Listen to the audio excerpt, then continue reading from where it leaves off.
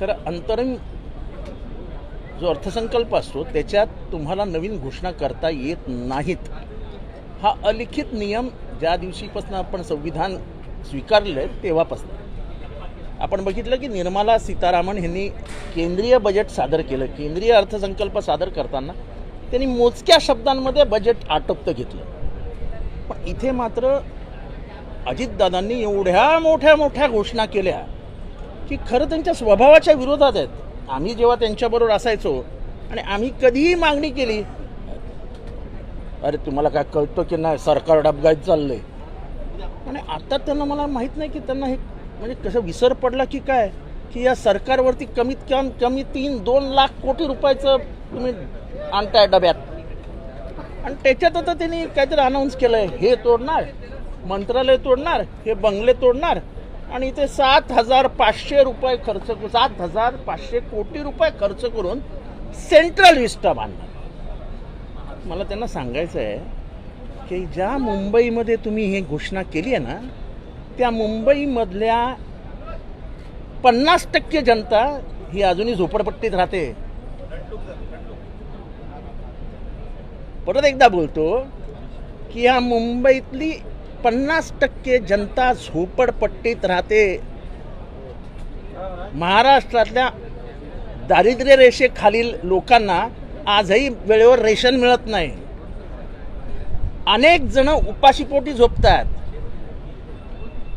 महाराष्ट्रामध्ये असं सोन्याची कौलं लावलेलं घर ही अपेक्षा नाही आहे मराठी गरीब माणसांची. आम्हाला पोटभर अन्न द्या, हाताला काम द्या, एवढीच त्यांची मागणी आहे. ती पूर्ण करा आणि मग तुम्हाला जे काय महाराष्ट्रात विस्टा फिस्टा शिस्टा करायचं आहे ते करून टाका. फक्त हा पैसा तुमच्या घरचा नाही आहे, हा पैसा करोडोपाने जनतेचा तुमच्या तिजोरीत जमा होतोय, लक्षात ठेवा. म्हणजे तुमची जशी घरं छान सुंदर तुम्ही करता, म्हणजे आता हे जे इथले बंगले आहेत त्यांच्या सौंदर्यीकरणावरती मागच्या 5 वर्षात किती खर्च झाले ह्याचा हिशोब लावला की आपल्याला कळतं. त्यामुळे मला वाटतं की हा महाविस्टाचा जो काही महा प्रोग्रॅम घेतलेला आहे हे कसं काय दृष्टिकोनात घेतला कळत नाही. पण गरीब माणसाची कुठेही ज्या लोकांना कणव नाही, प्रेम नाही, त्यांच्या भुकेबद्दल चिंता नाही, हेच दुःख आहे. सरकार वर्षा गायकवाड सभागृहामध्ये धारावी प्रकल्पावर बोलत असताना त्या एकट्याच बोलत होता. सत्ताधाऱ्यांनी त्यांना घेरलं, त्यांच्याबरोबर फक्त अनिल पटेल, पण त्यांच्याबरोबरीने विरोधक कोणी दिसले नाही. जयंत पाटील सुद्धा आता दिसत नाहीत विरोधामध्ये. तर विरोधकामध्ये एकजूट नाही आहे. नाही, मी नव्हतो, मी आतमध्ये नव्हतो, मी बाहेर होतो. विरोधकांमध्ये बिलकुल एकजूट आहे असं कुठेही नाही. शिवसेनाचे प्रमुख नेते उद्धव ठाकरे यांनी त्या बाबतीत मोर्चा काढला आहे. आमचीही भूमिका स्पष्ट आहे. असं कुठे त्यांना आमच्या आता वर्षात येईल ना एकटं पडण्याचा काही प्रश्न येतच नाही.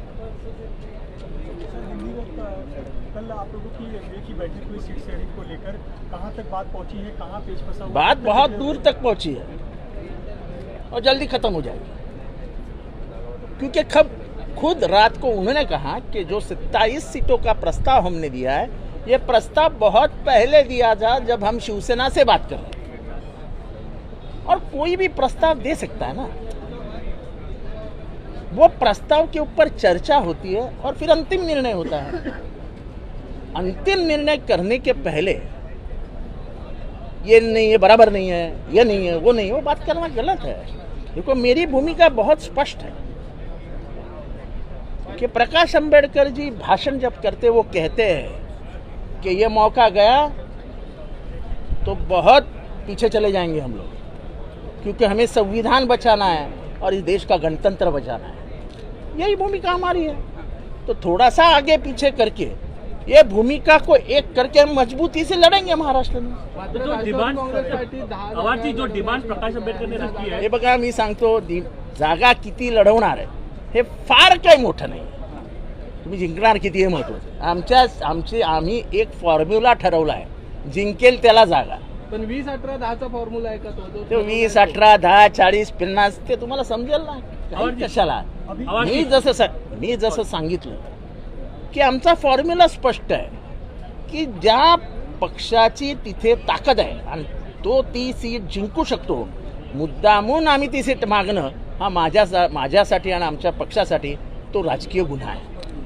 असं करू नये. पण आवाजी, काल त्यांनी आवाजी. जरांगे पाटलांना सुद्धा असं आहे असं त्यांनी इच्छा व्यक्त केलेली आहे.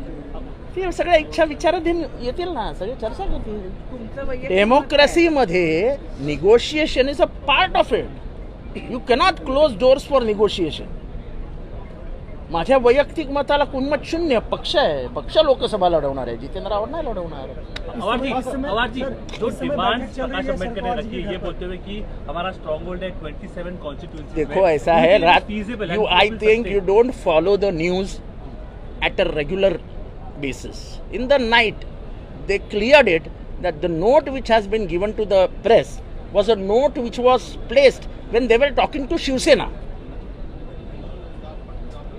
So now you understand. And I always say a proposal is submitted, you have to discuss, negotiate, sit on table. These are all the processes of democracy. What is democracy? You have the liberty to say anything. That is liberty, na. And in this country now, liberty is controlled, and we don't accept this as our way of behavior.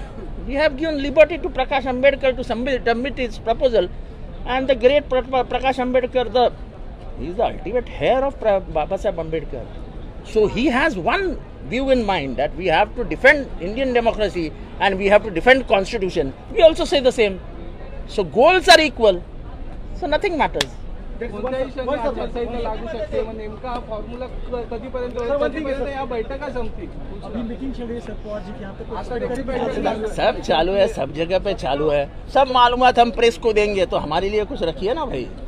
Sir जो बात चल रही है कि वंचित बहुजन आघाड़ी को साथ देने की बात, लेकिन जो फिलहाल एक जो लिस्ट चल रही है कि 27 मैंने बताया, कल भी बताया, आज भी बताया कि कोई भी अपना प्रस्ताव तो रखेगा ना, उस प्रस्ताव के ऊपर चर्चा तो होगी, और चर्चा के बाद ही अंतिम निर्णय आता है ना.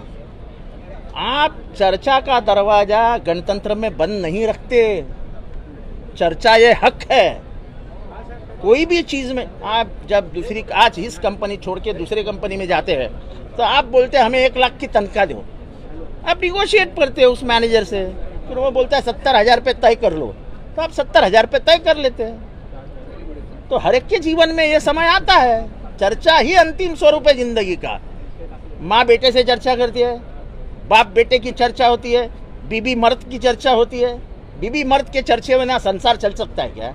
ये संसार ही है हमारा. बाकी का अध्यात्म है. अवार्ड साहब से हिंदी में जाना चाहेंगे कि मराठा एक्टिविस्ट मनोज जरांगे पाटिल पॉलिटिशियन बनना चाहते हैं. अम्बेडकर साहब ने एक प्रपोजल दिया है एनसीपी की तरफ से. आप देखो ऐसा है, एनसीपी के तरफ से वगैरह ऐसा नहीं होता है. उन्हें महाविकास आघाड़ी को कहा है कि इसके बारे में सोचिए. उन्होंने ये नहीं कहा ये कर दीजिए, इसके बारे में सोचिए. सोचेंगे. कब तक सोचेंगे सर? क्योंकि 8 अरे भाई हमको हमारा टाइम लेने दीजिए ना. हमारा एजेंडा क्या प्रेस तय करेगी क्या? सर मार्च के सेकंड. अरे पर हमको हमारा एजेंडा तय करने दो ना. आप हमारा एजेंडा मत तय करो. Sir excuse me sir 1 minute. आचारसंहिता कोणत्याही क्षणी लागू शकते आणि अहो तुम्हाला आचारसंहिता कधी लागणार हे तुम्हाला माहित नाही. मी सांगतो तारीख. साईडला या. Sir, now the days of this government and Devendra Fadnavis, the two contents are going on. He well played and he is a master of disguise. But there is another side, the dark side is there. He is spoiled whole the culture of Maharashtrian thoughts. How you look about that? You have said what I wanted to say. I'm asking you, sir. You have said what I wanted to No, say. just give me your comment.